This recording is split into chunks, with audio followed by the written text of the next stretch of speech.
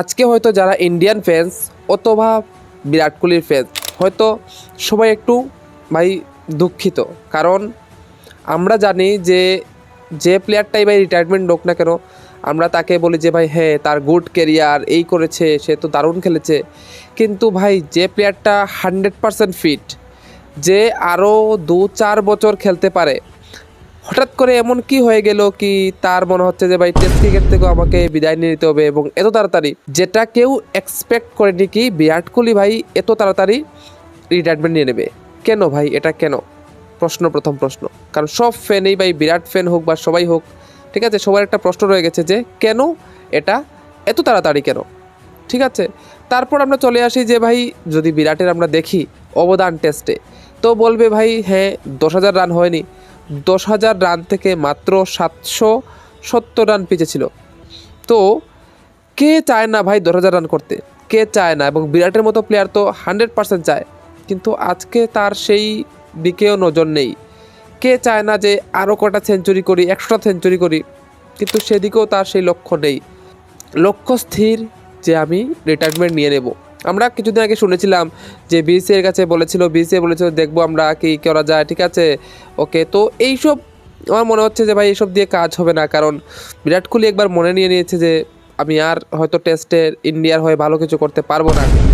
তো তার সাথে সাথে ভাই আজ এই একটা এরা শেষ হয়ে গেল। হ্যাঁ, আমাদের যে জেনারেশন যে এরাটা দেখে এসেছি, যেটা সেই এরার ভাই অন্তিম পর্যায়ে চলে এসেছে। প্রায় সবাই, এজিঙ্কে রাহানে হোক, আমরা দেখতে পাই রোহিত শর্মা নিয়ে নে কিছুদিন আগে, তারপর চেতেশ্বর পূজারা হোক, বিরাট কোহলি হোক, ঠিক আছে, এক এক করে সবাই চলে গেছে, রবিচন্দ্র অশ্বিন হোক, এবং সবাই আমরা দেখতে পাই একটা জিনিস যে ভাই কেউ কেউ কিন্তু সেইভাবে ইয়ার এত বড় প্লেয়ার, এরা একটা ফেয়ারওয়েল তো ভাই এটা ডিজার্ভ করে যে সেই মাঠে ওদেরকে সবাই একটু ভালো কিছু করে দেখাক, ঠিক আছে, কিন্তু এটা হয়তো বা কেউর কপালেই নেই। তো আজকে আমি একটু দুঃখিত, কারণ ভাই সত্যি কথা যেটা অ্যাজ এ বিরাট ফ্যান আমি চেয়েছিলাম যে ভাই যে অ্যাগ্রেশনটা নিয়ে আসে বিরাট কোহলি মাঠের মধ্যে, যেভাবে সে মাঠের মধ্যে ভাই টেস্ট খেলাকে একটা অন্য ধরনের লেভেলে নিয়ে গিয়েছিল, যেভাবে বলেছে যে আমি বাইরে গিয়ে জিততে হবে, out and out fast bowler চাই, এবং যে অ্যাগ্রেশনের সাথে ব্যাটিং করে, এবং বিরাটের ব্যাটিং সত্যি কথা বলতে যেতে ভাই আমি টেস্ট খেলা দেখতাম যে বিরাট কোহলি যখন ব্যাটিং করতো তখন মনে হতো ভাই টেস্টটা দেখি, এবং আরেকটা প্লেয়ার ঋষভ পান্থ, হ্যাঁ এই দুজনের ব্যাটিং করলে ভাই আমার টেস্টটাও অনেক দারুণ লাগতো। তো আমরা বিরাট কোহলিকে লাস্ট অস্ট্রেলিয়ায় দেখে নিয়েছি সাদা ড্রেসে, আর দেখতে পাবো না, ঠিক আছে। এবং ওডিআই তো এখনও কিছু বোঝা যাচ্ছে না ভাই কতটুকু খেলবে, কি আসয় বিষয়, কারণ যে মুডে রয়েছে, শুধুমাত্র তো আমি দেখতে পাচ্ছি যে বিরাট কোহলি রয়েছে পুরোপুরি ভাই রিটায়ারমেন্টের মুডে।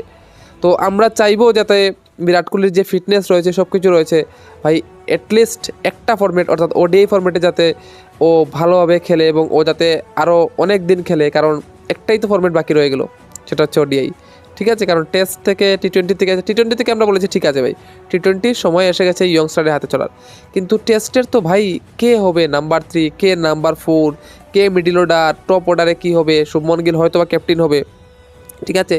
পুরোপুরি একটা অনিশ্চিততার টিম ভাই রয়েছে টেস্টে, কারণ আমরা জানি টি20তে ভাই অনেক প্লেয়ার রয়েছে, আমাদের চলে আসবে, ইয়ং প্লেয়ার রয়েছে, সবাই চলে আসবে, কিন্তু টেস্টে ইন্ডিয়া একটা অনেক অনেক ভাই লস করেছে, এবং ইন্ডিয়ার কাছে হয়তো এই ব্যাকআপ নেই, যেটা আমরা যদি বলতে পারি বিগত 34 বছর ধরে নাম্বার 4-এ দুটো প্লেয়ার ভাই রাজ করেছে, এক হচ্ছে সচিন টেন্ডুলকর, আর একজন হচ্ছে বিরাট কোহলি। তো সেই নাম্বার 4-এর জায়গায় কে সেই স্টেবিলিটিটা দেবে, এটা হচ্ছে সবথেকে বড় প্রশ্ন। এবং আবারও বলছি, কেন ভাই বিরাট ভাই এত তাড়াতাড়ি কেন? ঠিক আছে, সবাই বলে যে রিটায়ারমেন্ট হলে যে এই পারফেক্ট টাইম ভালো করেছে, কিন্তু এই একটা প্লেয়ার আমি দেখলাম রিটায়ারমেন্ট নেওয়ার পরে সবাই বলছে কেন এত তাড়াতাড়ি, কেন ভাই আরও 2টা ম্যাচ, আরও 5টা ম্যাচ খেলা হলো না।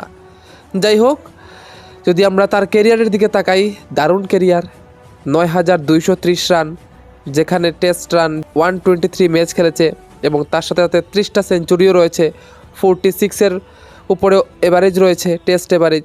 তো ওভারঅল যদি কেরিয়ার দেখি, অ্যাচিভমেন্ট দেখি, হ্যাঁ অস্ট্রেলিয়াতে গিয়ে অস্ট্রেলিয়াকে সাথে জিতা, এবং ইংল্যান্ড তা হোক বা সাউথ আফ্রিকা হোক, বাইরের দেশে গিয়ে দাপট দেখানো, সব কিছু মিলিয়ে আমি বলবো যে বিরাট কোহলির টেস্ট ক্যারিয়ারটা কিন্তু দারুণ ছিল, এজ এ ক্যাপ্টেন হোক বা এজ এ প্লেয়ার হোক।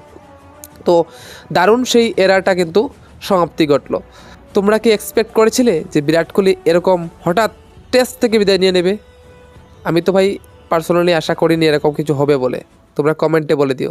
ভিডিওটা ভালো লাগে ভিডিওটা লাইক করে দিও, চ্যানেলটা তোমরা চ্যানেল সাবস্ক্রাইব করে দিও। তাহলে দেখা হচ্ছে তোমার সাথে একটা ভিডিও, তাদের কথা, বাই বাই।